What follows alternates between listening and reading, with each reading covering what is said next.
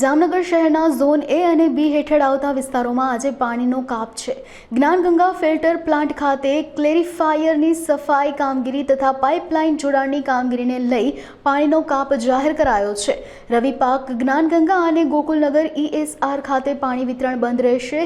જામનગર શહેરમાં પાણી વિતરણ કરતા રવિ પાર્ક ઝોન એ હેઠળ આવતા વિસ્તારમાં લોકોને પાણી નહીં મળે અને કાલથી રૂટીન પાણી વિતરણ કરવામાં આવશે। જામનગર શહેરમાં મહાનગરપાલિકા હસ્તકના વોટરવર્ક શાખાના ગોકુલનગર ઝોન, જ્ઞાનગંગા ઝોન તેમજ રવિ પાર્ક ઝોનમાં પાણી વિતરણ આજરોજ તારીખ 25ના રોજ બંધ રાખવામાં આવેલ છે। જેનું મુખ્ય કારણ એ છે કે જ્ઞાનગંગા ફિલ્ટર પ્લાન્ટ ખાતે ક્લેરિફાયરની સફાઈ કામ કરવાનું છે તેમજ પાઇપલાઇનના જોડાણના કામો કરવાના છે, જેથી આ પાણી વિતરણ બંધ રાખવામાં આવેલ છે। આવતીકાલે પહેલાં આજે જે ઝોન બંધ છે અને આવતીકાલે વિતરણ સમયસર રાબેતા મુજબ આપવામાં આવશે, ત્યારબાદની સપ્લાય રાબેતા મુજબ થઈ જશે।